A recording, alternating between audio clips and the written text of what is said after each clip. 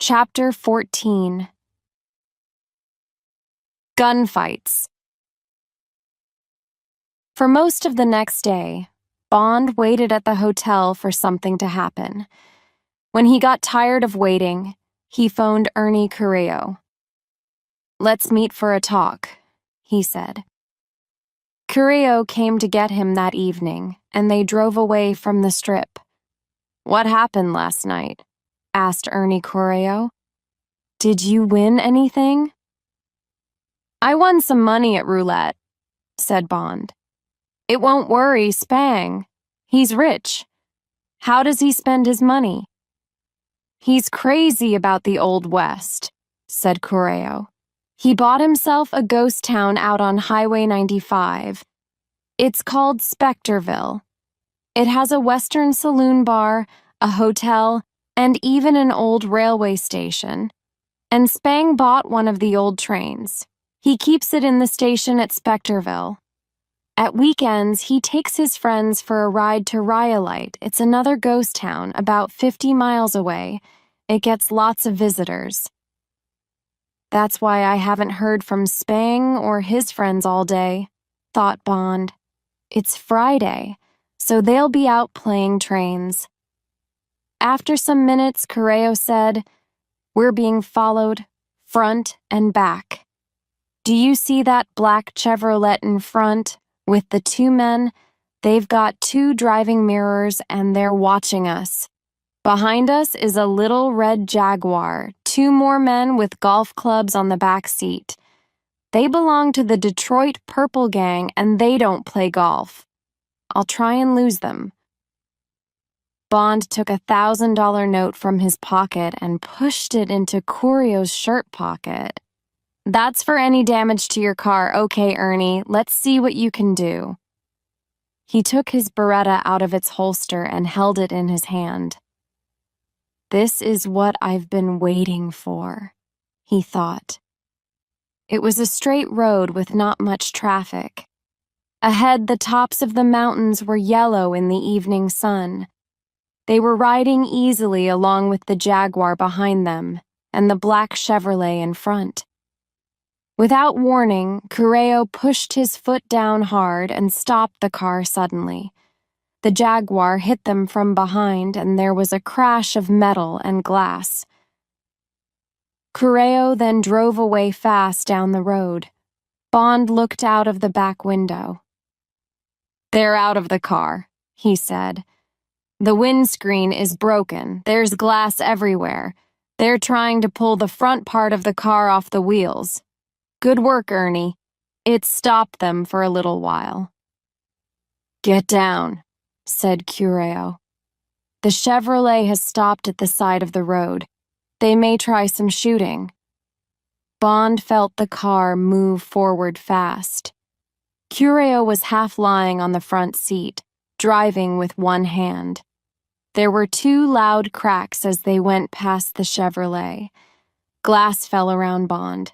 The car almost went off the road before 𝐒𝐭𝐨𝐲 got it straight again. Bond pushed out the broken glass in the back window. The Chevrolet was coming after them. "I'm going to turn suddenly and stop in the next side road," said 𝐒𝐭𝐨𝐲. "It'll give you a clear shot when they come round the corner after us. Now." The car went round the corner on two wheels, and Bond held on to his seat. The car stopped suddenly. Bond jumped out, his gun in his hand. The Chevrolet came round the corner fast. Bond fired his gun. Crack! Crack! Crack! Crack! All 4 bullets hit the car. The Chevrolet went across the road, hit a tree, turned completely round and went slowly over onto its side, and stopped. Bond watched fire come from the front of it. Someone was trying to get out of a window. Soon the flames were going to find petrol on the ground and the whole car was going to explode. It was going to be too late for the man inside. Bond heard a sound behind him. He turned to see 𝐒𝐭𝐨𝐬𝐡 fall from the driver's seat of the taxi and across the passenger seat. Bond forgot the burning Chevrolet and pulled open the car door.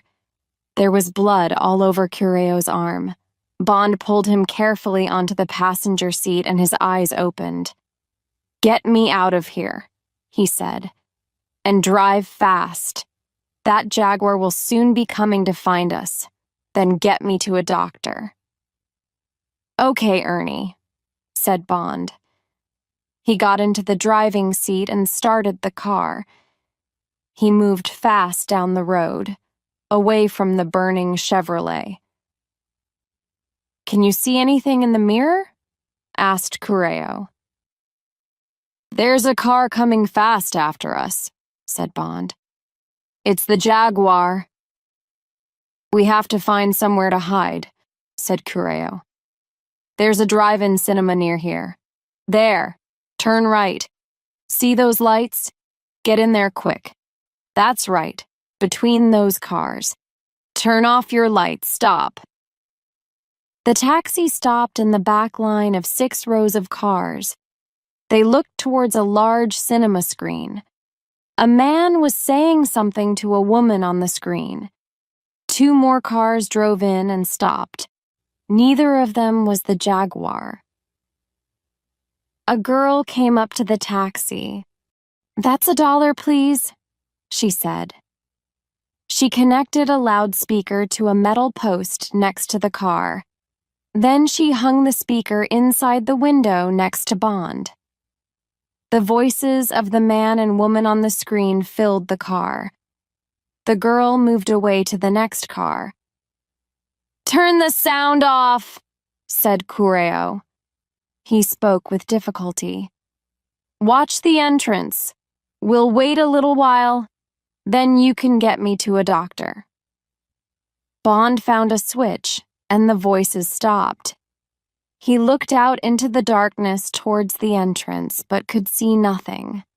Suddenly, a dark shape came up from the ground, and a gun was pointing at Bond's face. Then a voice from outside 𝐒𝐭𝐨𝐬𝐡's side of the car whispered, "Okay, boys, don't do anything stupid." Bond looked at the face next to him. "Get out, or we'll shoot your friend," the man told him. "You and the 2 of us are going for a drive." Bond turned and saw the gun pushed into 𝐭𝐭𝐨𝐬�'s neck. "I'll go with them, Ernie," he said. "I'll soon be back to get you to a doctor." "Sorry, friend," said 𝐭𝐭𝐨𝐬𝐡 in a tired voice. "I think—" There was a soft noise as the gun hit him behind the ear. He fell forward and was silent. Bond stepped slowly out of the car, and the 3 men walked towards the entrance. Chapter 15, Spectreville. The red Jaguar was outside the entrance, its windscreen broken. They took Bond's gun before he climbed in next to the driver. "Where are we going?"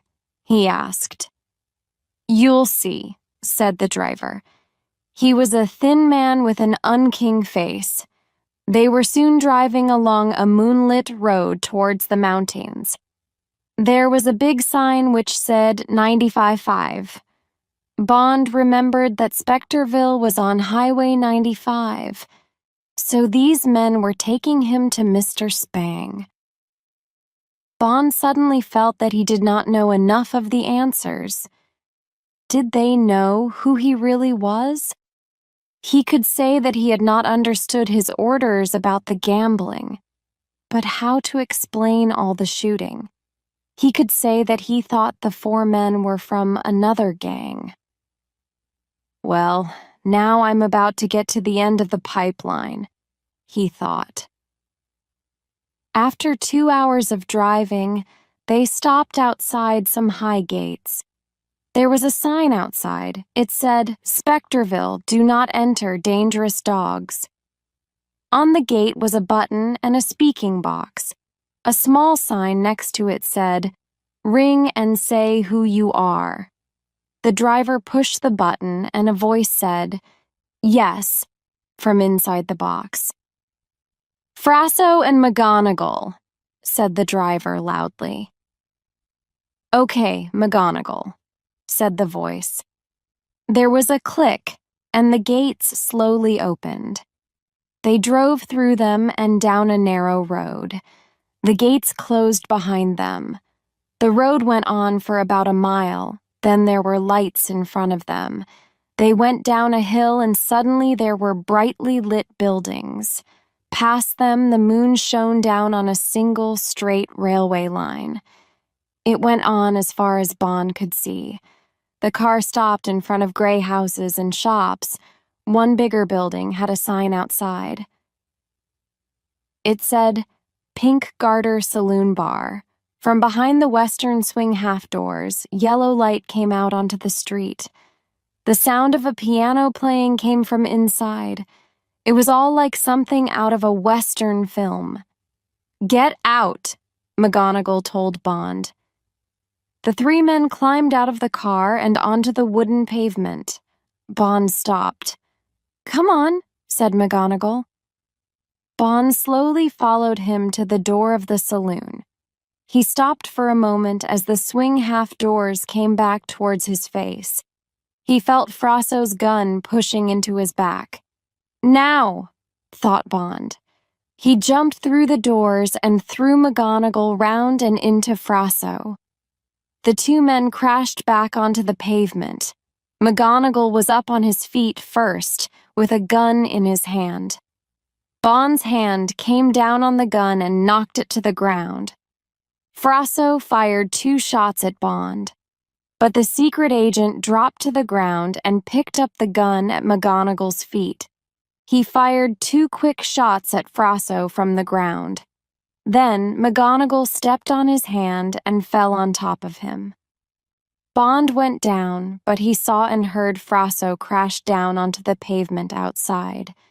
Then McGonagall's hands were on him. For several seconds, the two men fought silently, like animals. Bond got up on one knee and pushed the other man off him. As he did this, McGonagall's knee came up and hit Bond's face. Bond fell back but then stood up. McGonagall came towards him with his head down. Bond turned away quickly. But the gangster's head hit him in the chest, and 2 fists crashed into his body. The gangster's head came up and Bond hit him hard in the face. McGonagall fell back, but Bond went after him. He reached for the gangster's foot and pulled it away from the floor. Then he turned and threw the man into the room. McGonagall's flying body crashed down on top of the piano. The piano fell to the floor with McGonagall flat on the top of it. "Stop!" A girl's voice came across the room from the bar. Slowly, Bond turned round. There were 4 people standing with their backs to the bar. Mr. Spang stood in front of the other 3. He was dressed like a cowboy with shiny black boots and 2 guns in holsters at his sides. Tiffany Case stood next to him. She wore a western dress of white and gold. She stood and watched Bond. Her eyes were shining and she looked nervous. Then, there were the 2 men in black hoods, the 2 from the Acme Baths at Saratoga. Each of them pointed a gun at Bond. "Bring him this way," said Mr. Spang. He left the room. Tiffany Case gave Bond a warning look as she followed him. The 2 men came close to Bond. The big one said, "Move." Bond walked slowly after the girl, and the 2 hooded men walked behind him. Bond pushed through a door behind the bar. He looked around and saw that he was now in a railway station waiting room. "Turn right," said one of them. Bond turned and went through a door. In front of him was, probably, the most beautiful steam train in the world. There were 3 metal shining lights on the front of the big, old engine. The name The Cannonball was painted along the side in black and gold. Behind the engine was a dark blue carriage. Bond looked at the train, but then he felt a gun in his back. Bond climbed up into the carriage.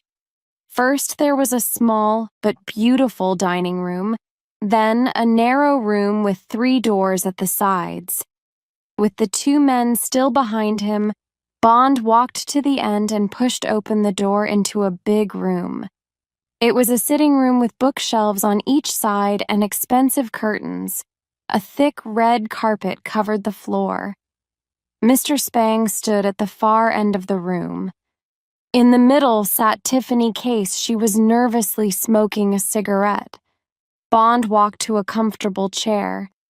He turned it towards Spang and Tiffany and sat down. He crossed one knee slowly over the other, then lit a cigarette. "Stay here, Wint," said Mr. Spang. "Kid, go and phone Detroit. Tell them to send more men." He turned towards Bond and his eyes shone angrily. "Now, who are you and what's happening?" Bond did not like Spang's question. "I'll need a drink if we're going to talk," said Bond. "Bourbon." "Get it, Wint," Mr. Spang said coldly. The big man walked out of the room. Minutes later, he came back and pushed a glass into Bond's hand. "Thanks, Wint," said Bond. He drank some of the bourbon, then put the glass down on the floor next to him. He looked up at Mr. Spang. "I did my job and got paid," said Bond.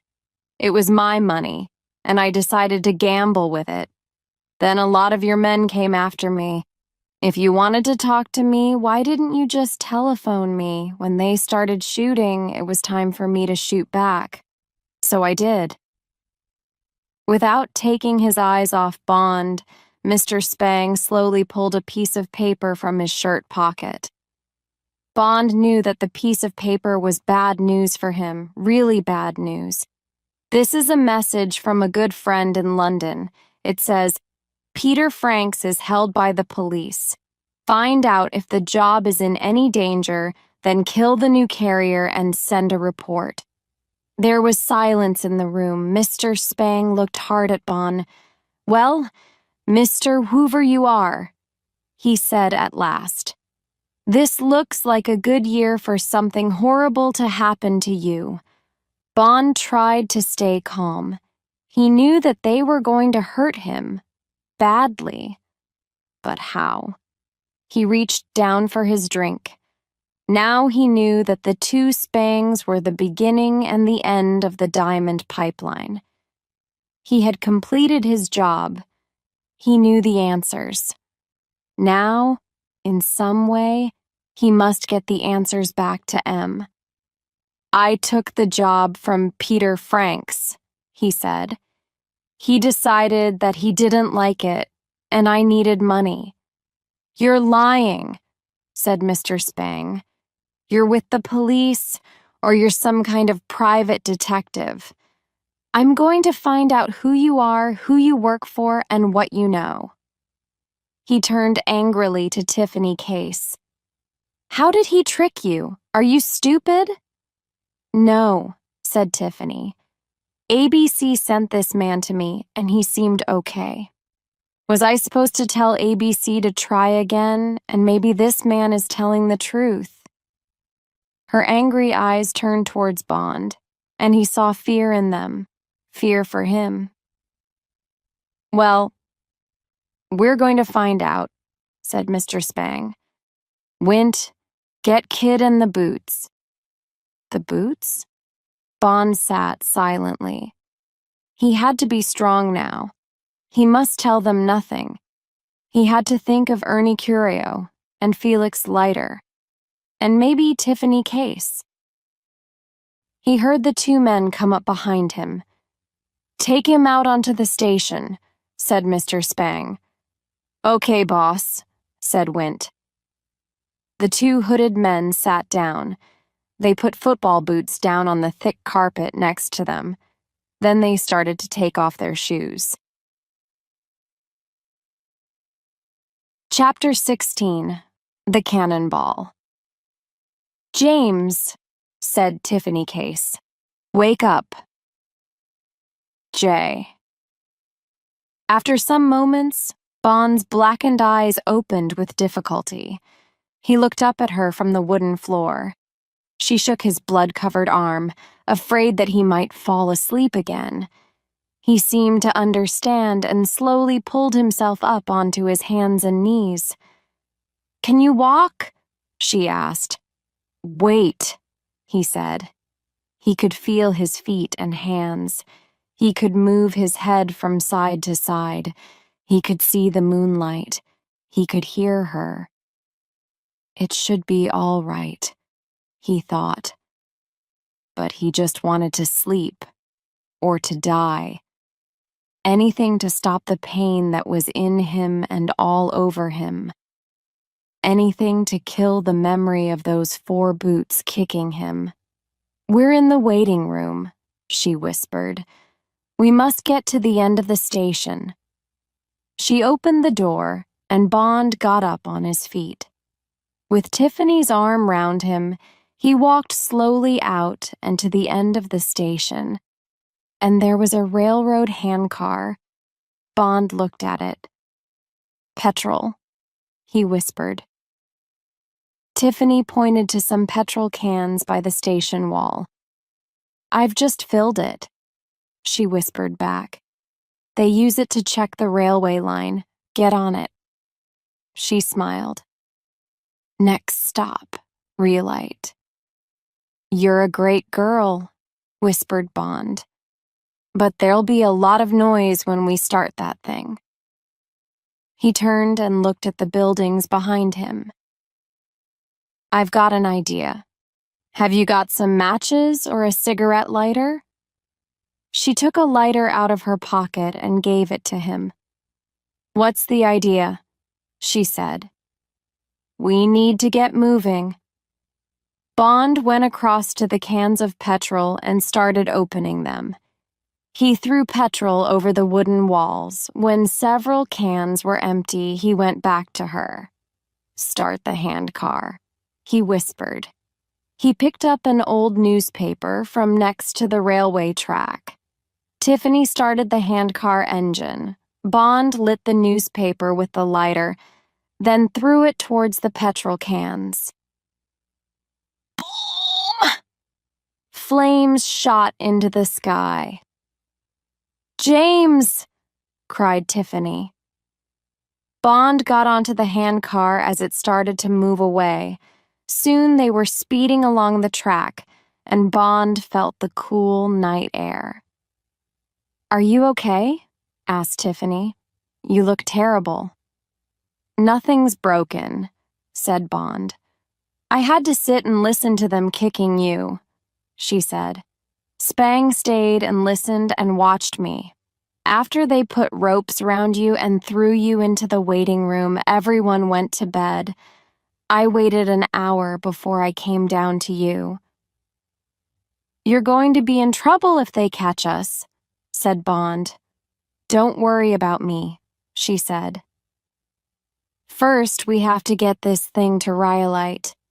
Then we'll have to find a car and get to California. I've got money. We need to get you to a doctor and buy you a new shirt.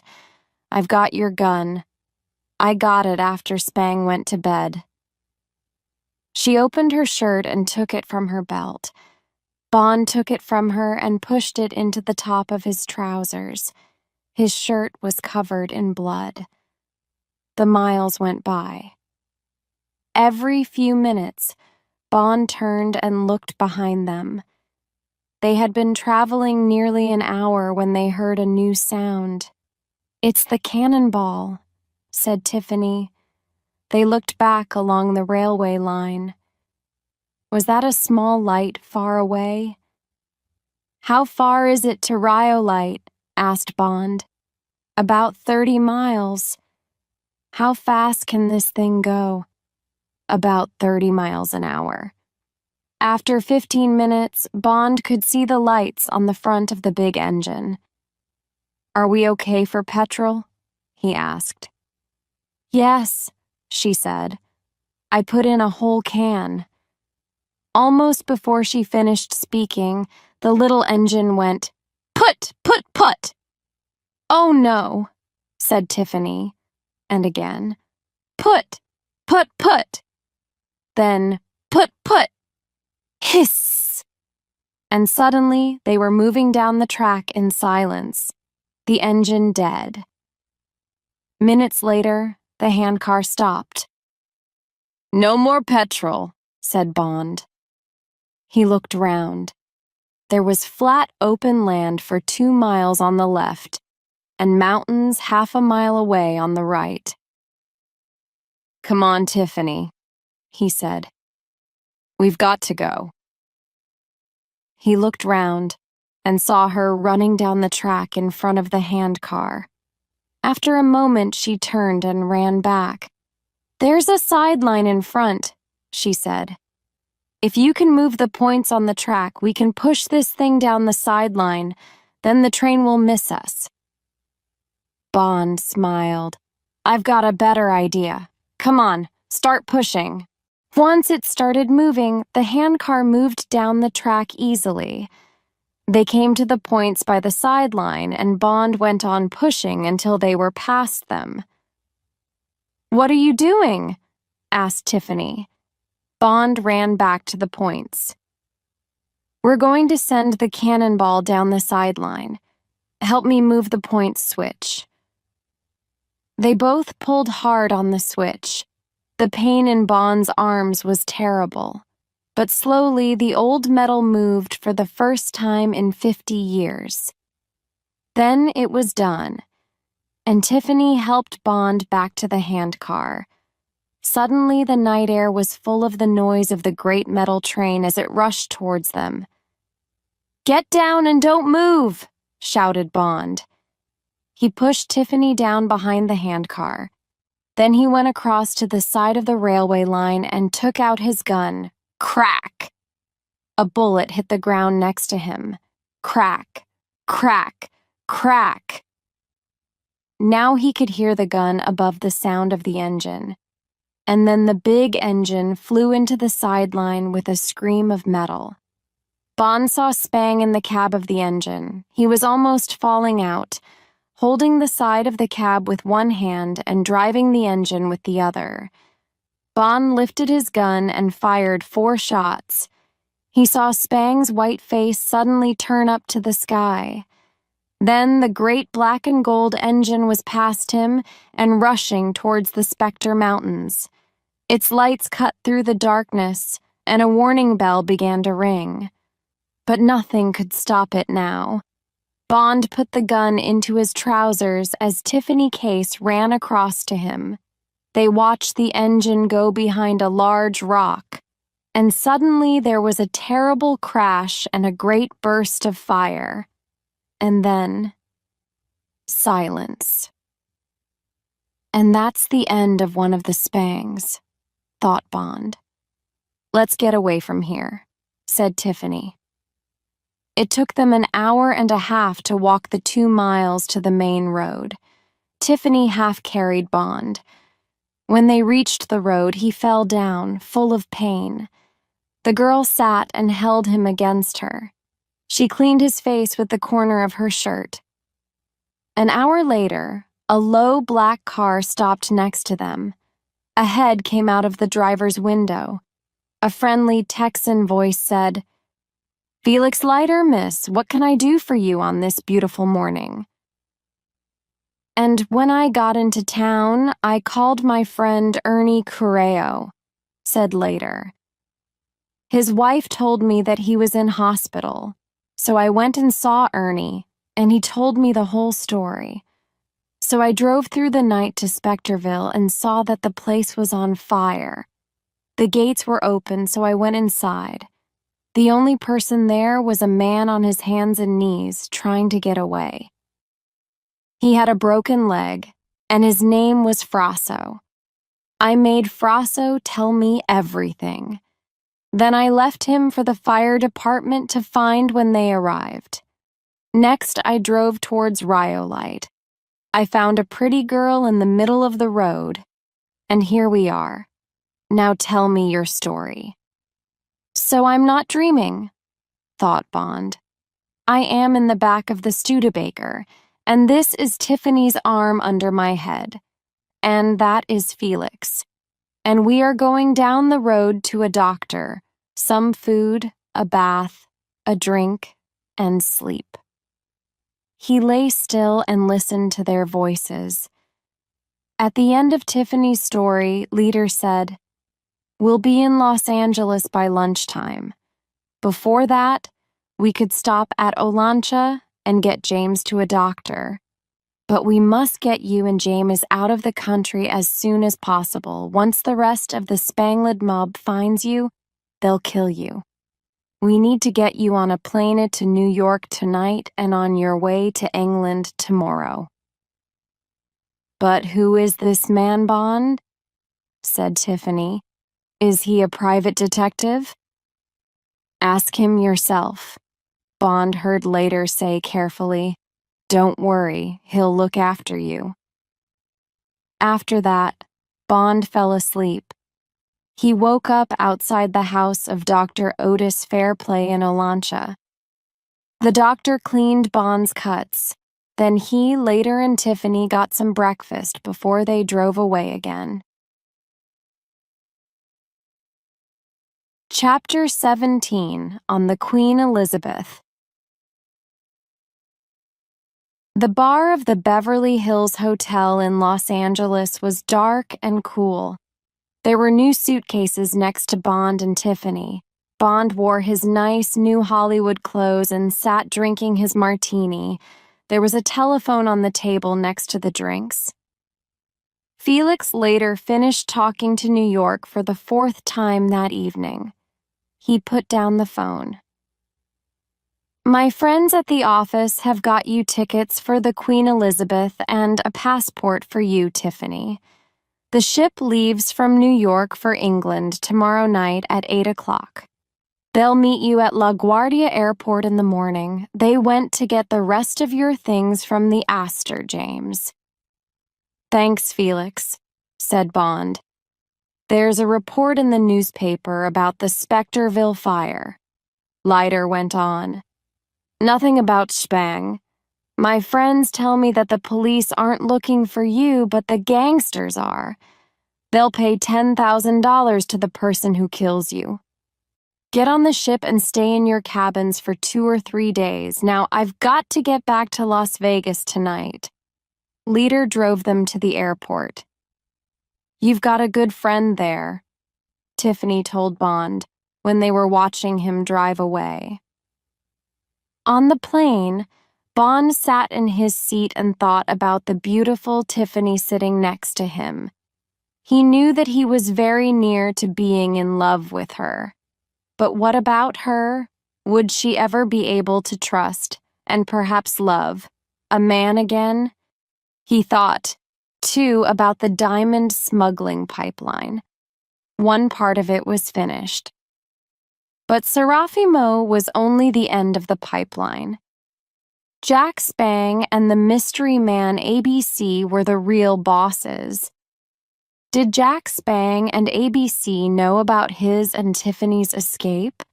So now they had to find Jack Spang and then ABC. The Secret Service could only find the man at the beginning of the pipeline in Africa through ABC. He planned to send a report to M when they were on the Queen Elizabeth. Valance's men could then do the rest. There would not be much for Bond to do in London, only write reports. At about 4 o'clock on Sunday afternoon, Bond and Tiffany went to their cabins on the Queen Elizabeth. A man watched them go onto the ship. He then walked quickly to a telephone. 3 hours. Later, 2 American businessmen got out of a black car and walked onto the ship. One was a young man with white hair. The name on his small case was B. Kitteridge. The other man was big and fat. He looked sick. The name on his suitcase was W. Winter. Below the name were the words, "My blood group is FE."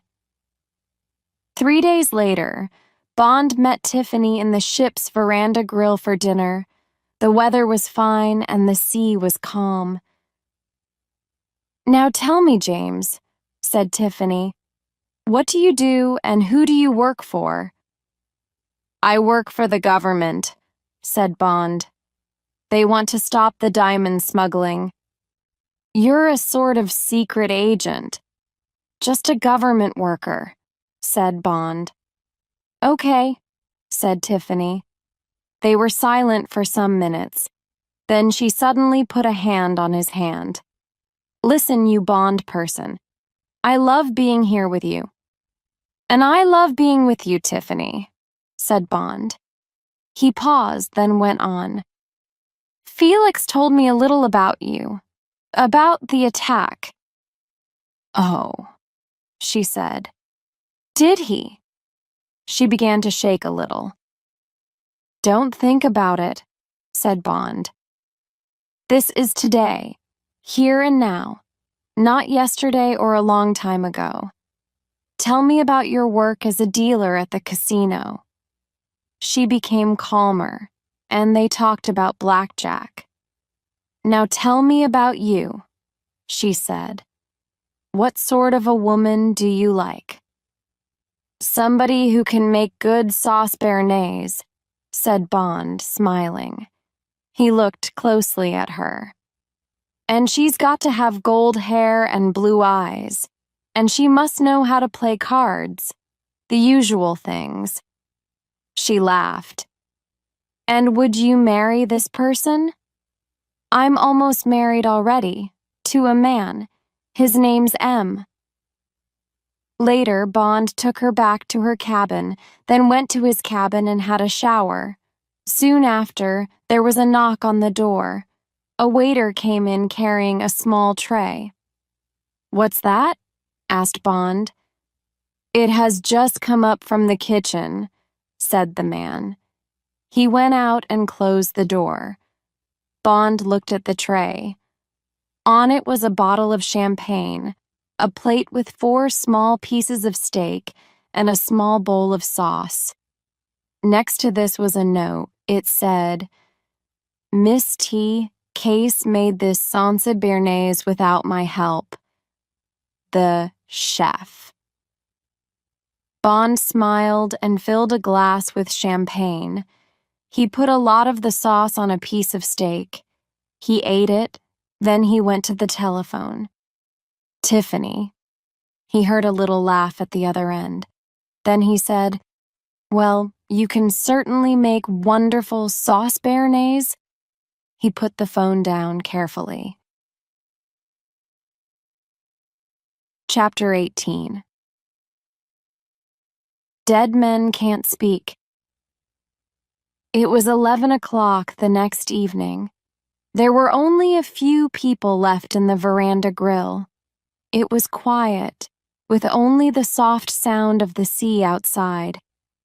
Bond and Tiffany had finished their dinner. They were holding hands and looking silently into each other's eyes.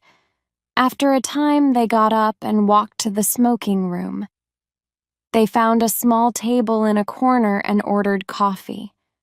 Bond suddenly saw that 2 men were looking at him. They were sitting at a table across the room, and they looked away quickly. One man had white hair and the other was big and fat.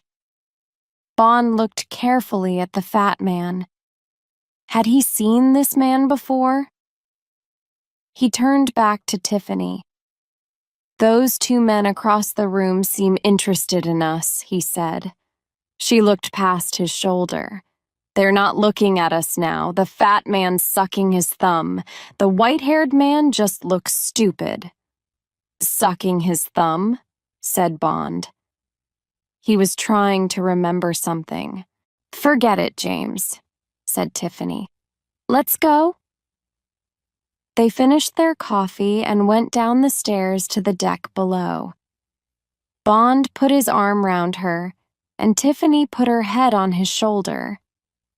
They walked in silence until they were inside Bond's cabin. Then Bond put his arms around her and said softly, "My darling."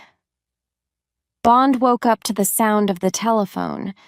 The last thing he remembered was the door closing after Tiffany had left sometime during the night. The telephone bell rang again. Bond picked the telephone up. A voice said, "There is a message for you, sir. Shall I send it down to you?" "Yes, thanks," said Bond. He looked at his watch. 3 o'clock in the morning.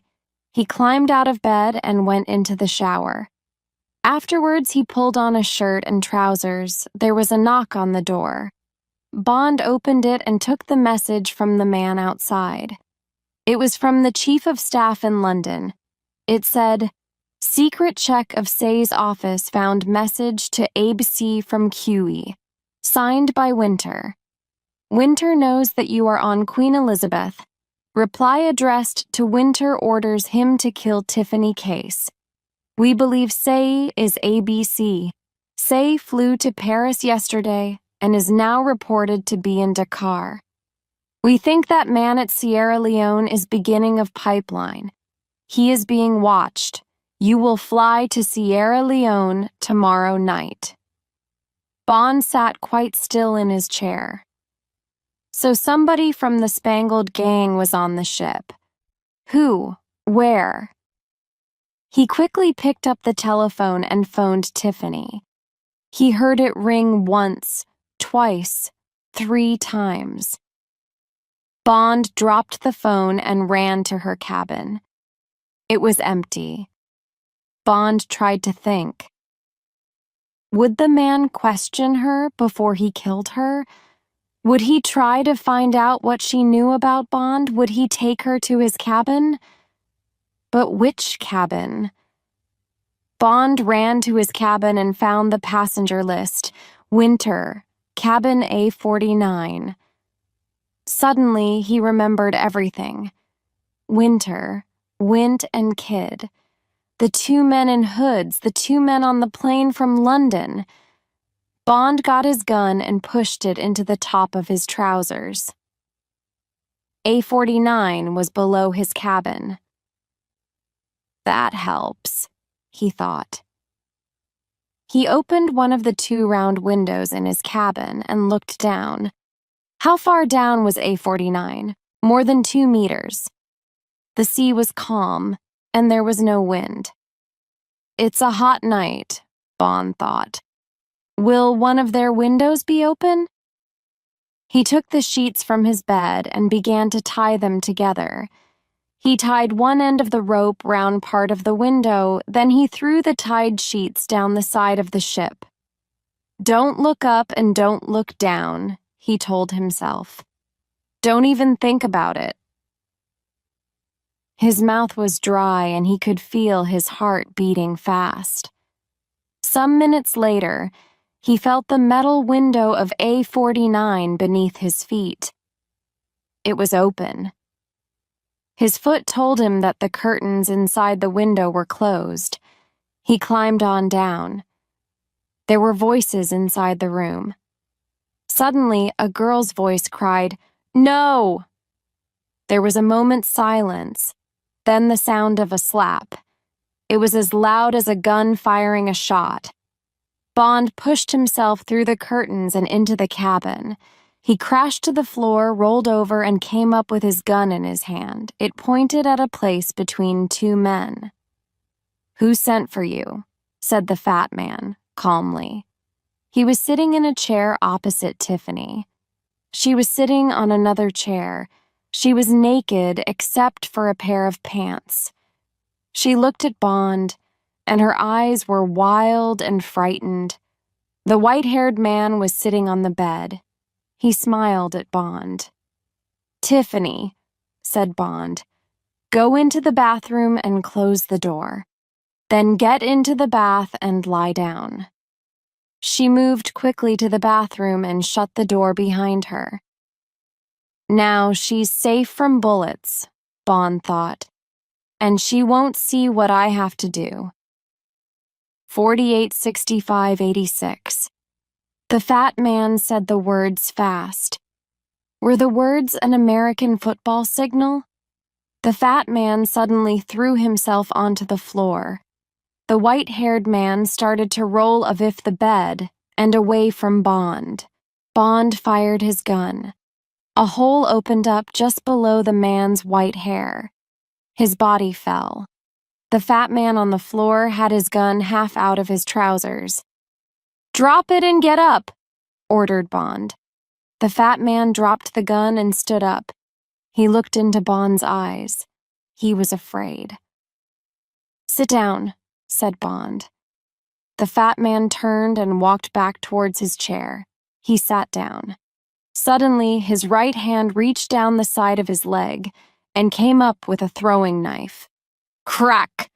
The bullet from Bond's gun and the knife went past each other in the air. The eyes of the two men showed sudden pain. But the fat man's eyes closed a moment later. He fell backwards with his hand on the hole in his chest. Bond's eyes looked down at the blood on the front of his shirt. The handle of the knife was hanging down from his shirt. He turned and looked out of the open window. Very slowly, his body started to relax. After a moment or two, he pulled the knife from his shirt and threw it out of the window into the darkness. He walked across to the bathroom. "Tiffany, it's me," he said, and opened the door. She was lying face down in the bath with her hands over her ears. He helped her out of the bath and stood with his arms round her. "You're hurt," she said. She took off his shirt and washed the cut on his chest with soap and water. Bond collected her clothes from the cabin and brought them back to the bathroom. "Get dressed," he said. "Then clean everything that you've touched.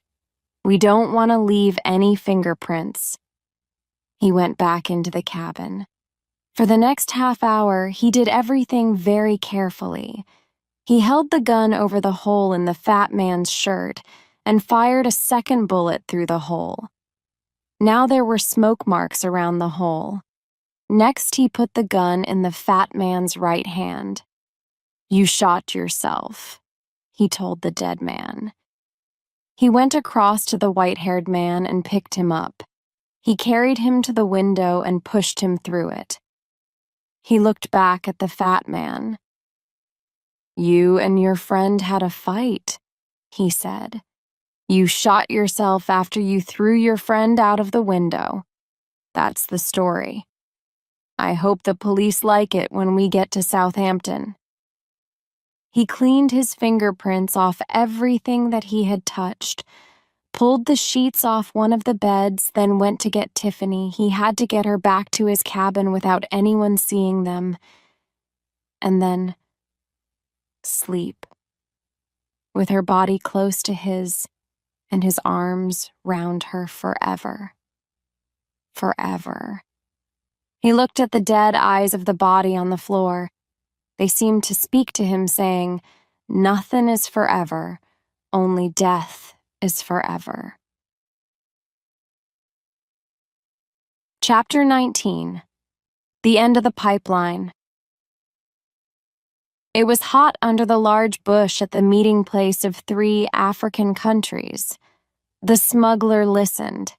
The helicopter was coming. The smuggler walked out into the moonlight to get the packet of diamonds from his motorcycle. A mile away, an army truck was behind a low bush. 3 men stood next to it, 2 soldiers and Bond. Near them was a large gun, pointing at the sky. They could hear the noise of the helicopter. "Get ready," said Bond. "Is the loudspeaker switched on?" "Yes, sir," said one of the soldiers. Bond looked up into the sky. He thought about Tiffany, safe at his home in London. He wanted this job to be finished so that he could go back and see her again. The smuggler from the mines was also looking up. The helicopter came down and flew above his head. An arm came out and a torch flashed the code for A. The man on the ground flashed back B and C. Then the helicopter landed. The pilot started to climb out. He was wearing a flying helmet. "That's unusual," thought the smuggler, "and he looks taller than the usual pilot." "Have you got the stuff?" asked the pilot. It was an American voice. "Yes," said the man from the mines. "Where's the usual pilot?" "He won't be coming again. I am ABC. I am closing the pipeline." "Oh," said the smuggler nervously. He gave the pilot the packet. Suddenly, the pilot took a gun from his coat and shot the smuggler 3 times. The smuggler's eyes opened wide with shock. Then he fell to the ground and lay still. "Don't move or we shoot." The voice from the loudspeaker came across the open ground. The pilot ran towards the helicopter and climbed in. The door crashed shut behind him. Moments later, the helicopter began to move up into the sky. Bond shouted, "Now!" He was sitting on the seat behind the gun. The 2 soldiers turned the gun towards the sky and Bond shot at the helicopter. Bang, bang, bang, bang, bang, bang, bang! Red fire filled the sky, and then there was a much louder bang.